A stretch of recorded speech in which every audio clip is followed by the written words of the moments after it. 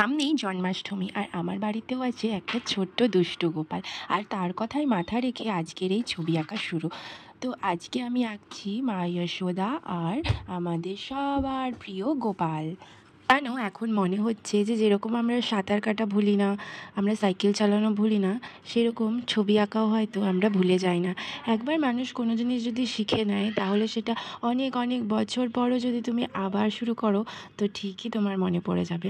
আমি 10 বছর পর আবার হাতে পেন্সিল ধরলাম, এই রং নিয়ে বসলাম। অনেক অনেক বছর এর থেকে ডিটাচ ছিলাম, কিন্তু তাই আজকে হঠাৎ করে আমার ইচ্ছে হলো যে ছেলের এই রঙগুলো পড়ে পড়ে নষ্ট হওয়ার থেকে আমি একটু ইউজ করি। তাই একটু নিজেকে ঝালিয়ে নেওয়ার জন্যই এই পেন্টিংটা শুরু করলাম। তো লাস্ট ফিনিশিং অবধি তোমরা দেখো যে কীরকম হয়েছে। আমি আগের মতো অতটাও তো ভালো এখনও করতে পারছি না, বাট প্র্যাকটিস করতে করতে হয়তো ঠিক আরও বেশি ভালো কিছু আউটপুট চলে আসবে। চেষ্টা করছি আরও বেশি প্র্যাকটিস করার। তো ফাইনাল লুকটা দেখার জন্য পুরো ভিডিওটা দেখতে হবে, লাস্ট অবধি দেখো ফাইনাল লুকটা কীরকম। যারা আমার ভিডিও প্রথমবার দেখছো, যারা আমার চ্যানেলটাকে ফলো করোনি, তারা এরকম ভিডিও পেতে আমার চ্যানেলটা অবশ্যই ফলো করে দিও। আর যদি তোমাদের এই ছবিটা ভালো লেগে থাকে, তাহলে একটা লাইক করে দিও। তোমাদের একটা শেয়ার, একটা লাইক আমার আমার অনেক উপকার করে। কি জানো তো, আমার মনের যে ইচ্ছা শক্তিটা না, সেটা আরও দ্বিগুণ করে দেয়। তো তোমরা যদি চাও একটু আমার সাহায্য করতে, তাহলে অবশ্যই আমার চ্যানেলটাকে একটু ফলো করো, লাইক করো আর শেয়ার করে দিও। দেখো, আমি এইভাবে ক্রেয়ন পেন্সিলের কাজ তো করে ফেললাম, একটু শেড দিয়ে, একটু ডার্ক শেড দিয়ে আমি কাজগুলো করেছি। তারপরে আমি একটা স্কেচ পেন নিয়ে নিয়েছিলাম ব্ল্যাক কালারের, যেটা দিয়ে আমি ডিটেলিংগুলো করে নেবো, আউটলাইনগুলো করে নেবো, তাহলে ছবিটা আরও বেশি প্রমিনেন্ট দেখতে লাগবে।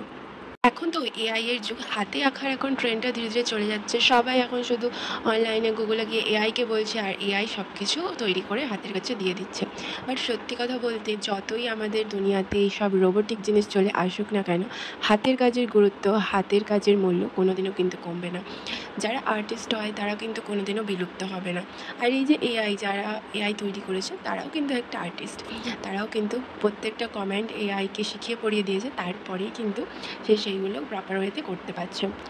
তো আমি এই যে লুকটা এনেছি, এটা পুরোপুরি রিসেন্টলি যে গিবলি আর্টগুলো চলছিল, ওই গিবলি আর্টের মতো করেই আমি আনার চেষ্টা করেছি। যে আমার নটখট বালকৃষ্ণ তার মায়ের কোলে, এই মা একটু মডার্ন মা, এখনকার জেনারেশনের মা, 2025-এর মা, তাই এরকম শাড়ি গয়না পরেছে।